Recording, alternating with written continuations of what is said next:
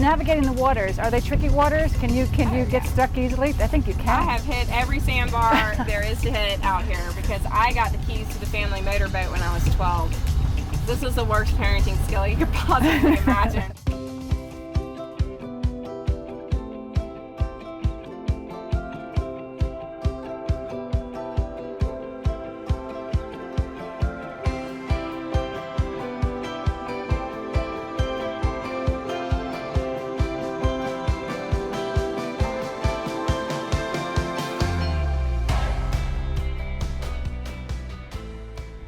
Welcome to Coastal with Kathryn. Wherever the ocean meets the shore, we'll be there. Today I'm doing a spotlight segment, and that's a little bit different than our show because every week we want to give you something new to think about and look.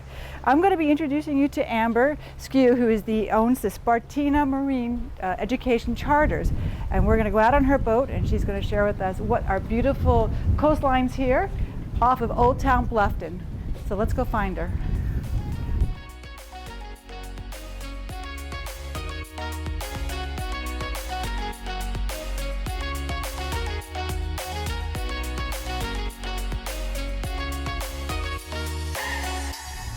And now we're on the floating lab, and Amber, this is your office.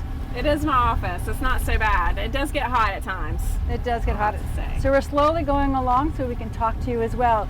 So let's pick up our conversation when I asked you about the coastlines, and after the 20 years now being out here, what have you seen? Well, there's definitely more boat traffic because the population of Bluffton, South Carolina anyway, has doubled in the last 10 years. And people get here and of course they're going to want to buy a boat. I mean, look at this. I just told her I want to buy a boat. Yeah, but the boats seem to be bigger than they ever have, shinier, and the drivers seem to be younger. So things you need to know about boating around here on these small waterways is that you throw a wake. You know, Yeah. if you don't go the right speed, you're throwing a wake and that disturbs the boats that sit at the dock. So there are things that you should probably learn about before you go out, and it also causes erosion on the bluff when your wake hits it like that. You don't have to go no wake all the time. You just have to know that middle speed, when you're plowing through the water and you can't see over the bow, that's when you're throwing your wake. Stop.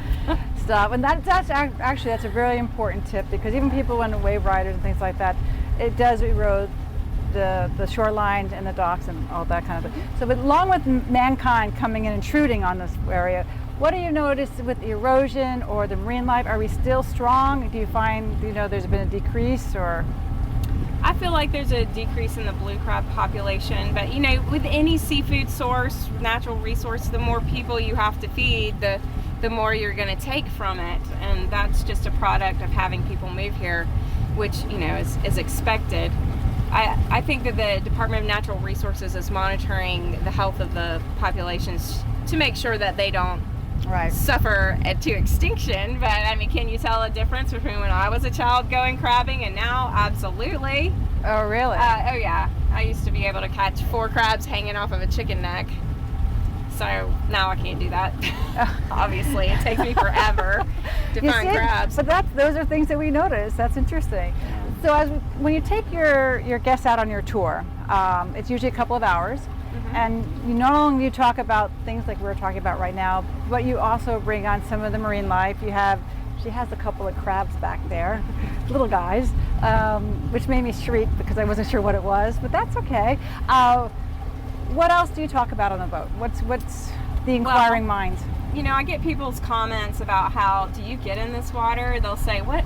We thought this place was a clean, pristine nursery of the ocean, but we can smell the pollution in that mud over there, and we can't see through this water. It's dirty. How does that work? And I have to tell them about the smell, and it's kind of a process, but it smells like rotten eggs. It's hydrogen sulfide gas. If we do not smell that smell, basically the mudflat is not decomposing the things that have sunk in. So if we don't smell the smell, it means it's not clean. So it's the opposite of what people think. So then we don't get our oysters, we don't get our mussels, we don't get our... Well, the oysters sit on top of the mudflat. They're not inside, but they filter 50 gallons of water a day each. So they're contributing to it, and as long as the health of the water is good, then the health of the oysters are good. The problem that we have now with development, and this will happen anywhere coastal and development, is that you're changing pervious surfaces to impervious surfaces. So instead of sand, you've got a rooftop. Yeah. And you can try to mitigate that in other ways, like putting pavers down instead of concrete for your driveway, or not watering your grass every day. Right. Rain barrels, things like that that help with the rain runoff that's making their way over the gas, the fuel, the fertilizers, the fecal coliform into the lowest point now, which is the May River, which used to be the swamp. Right. But what do you do with the swamp when you have to build on top of it? That's right. You drain it, you fill it with sand. That's right. And then the water catchment isn't there. Right. It's really interesting. I mean, that's a very important part of building, and now we're developing. Bluffton has become one of the most populated areas to be building now, and these are things that they have to look after for sure. I also want to point out, we would turn around, you can see this is high tide. If you look at the number 13 pole, you can see the water line. It's going up, and our tide here is tidal, 8 feet. So tell me, 4 more feet lower would be low tide? That's about right. We get an 8.5 feet, so we're mid tide right now, and we won't see the mud flats for a little while. The tide is going out right now, so it'll be another 4 hours ish. And this is a question: navigating the waters, are they tricky waters? Can you get stuck easily? I think you can. I have hit every sandbar there is to hit out here, because I got the keys to the family motorboat when I was 12. This is the worst parenting skill you could possibly imagine, but by trial and error, I didn't have a dub sounder or a GPS map or anything like that. We just kind of had to learn by knowing what would happen if we went there. That's right. So we tried it all. So now I know where they are. And even though I have one now, I don't use it. Yeah, well, I think you know everything about the water, so we need to know. So let's talk about the sea turtles, because this is very passion of Amber's. When I first met you, I found you through that. The sea turtles have become a very important part of the Hilton Head Island marine life. They are revered, protected, and I'd like you to share with us about them, because the population is growing again for while they were flat or even declining, and we need to do a few things to help them on the beach. So tell us about the process. They actually crawl up on the beach, and you can see those. If you see their tracks, they actually look like a tire track. Yeah, so I started on Hilton Head in 1998, and we were excited if we broke 100 nests. And now our average is around 300. So that didn't start to escalate until 2010. So the programs to protect the sea turtle nests on Hilton Head and in South Carolina started in the 80s. And sea turtle, at least the loggerhead and the green, have to be around 30 years old to reproduce. So if you take those early years, add 30. Right. 2010 was about the time when those hatchlings that would have left the area are coming back to nest. So that's where you see the recovery. And that's why it's so hard to get them to recover, because they're so long-lived and it takes forever for them to reproduce. In the journey of, I did a little homework, and I've heard your story tell before, but after a little guy is hatched, he's got to make his way to the ocean. That's part one. And then he has to go swim to the Gulf of Mexico before he gets eaten. Gulf Stream. I thought it was Gulf. Okay, Gulf Stream. And then he has to grow a little bit, and then he will come back when? When does he come?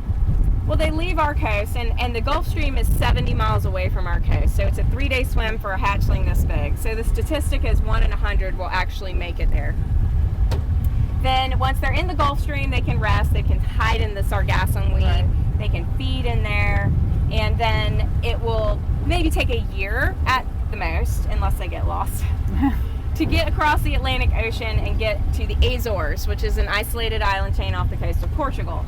And once they're there, they'll hang out in that area for about 15 years before they decide to hop back on the gyre, come across the Atlantic Ocean back to the eastern seaboard. So we don't see loggerheads here between the ages of maybe, hatchling and 15. That's really interesting. So don't we have myrtle or Mabel? Myrtle is a turtle that we have tagged by DNA, because we do that with every nest. And she is a mom. In other words, she's got daughters who are nesting. So if she's got daughters who are at least 30 years old, then she's at least 60 years old. And she's very much an overachiever. She comes every other year instead of skipping 2 years. And she lays up to 150 eggs in a clutch, which is huge. And she puts down 8. And the average is 2 to 4. So she's definitely she's a superstar. She's a super mom. Yeah, that's what they call her, a super mom.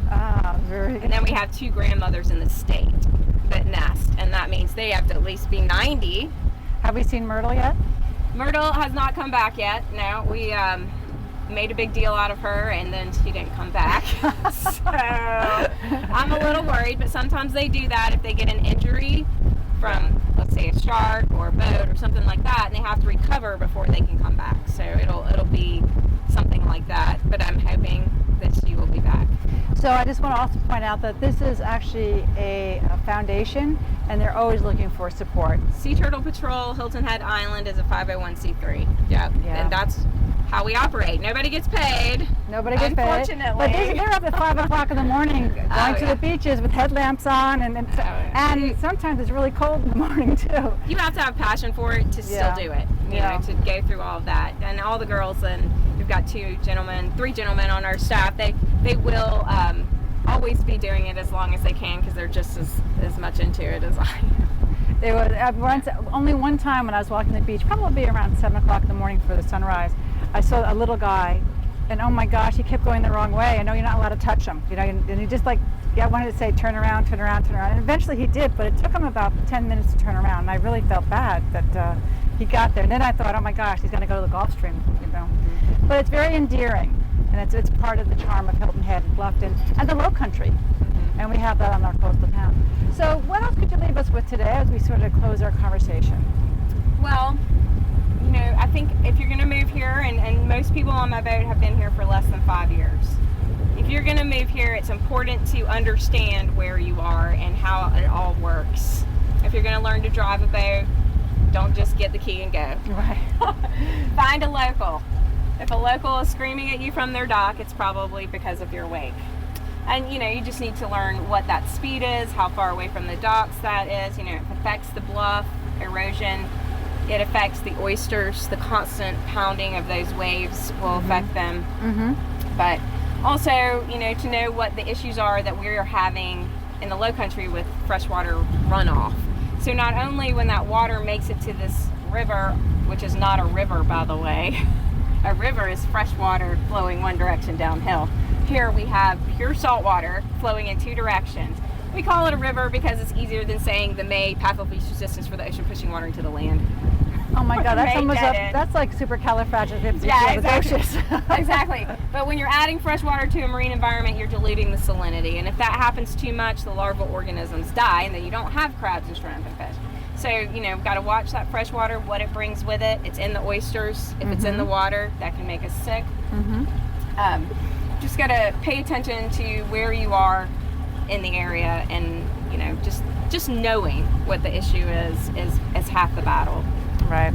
Well, Amber, I'm so grateful for your time today. It's just really a beautiful day, and it's lovely to be out in the water. And I want to make sure we tell everybody, come take a tour. She does these marine education on the lap boat, and also you do a sunset tour. And then what's nice about this boat, it's small and it's intimate. Well, it's not small, but it's spacious, but yet it's not huge. That's what I'm saying. So you're not on a big barge. No, it's not a head boat. 20 passengers, and you know, I'll do whatever it takes to keep the mortgage paid so that I can go volunteer on the beach all day long. Well, there you have it. That's exactly what we want to do for her. Yeah. Well, thank you so much, Amber. And look at this. Look out the Spartina, how beautiful it is. And now I just wish we could have a dolphin, or you said you saw a turtle.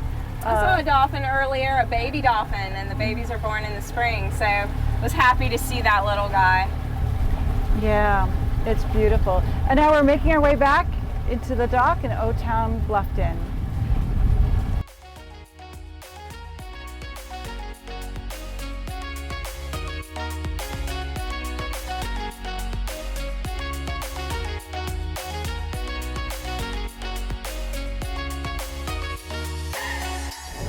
Well, Amber, thank you so much for this tour. It was so much fun. I've learned a lot as well. And I know we only touched a little bit of it, though. There's so much to be... There's a lot. So as our viewers are watching us, I would like to ask them one question. So for contact, we'll give you her website information, call, all the information you need for scheduling tours, everything like that. Right. You can go to spartinacharters.com, or you can find the phone number and just call me directly. It's just me in a boat, so you're going to get me every time. She's the lifeline. That's right. And I want to highly recommend, again, and I talked about this earlier with my show, is that, with COVID, it really has sort of sucked us dry a little bit in our coastal community. So I would love to sort of spark again and introduce our businesses that are here that you traditionally may not know right off the bat.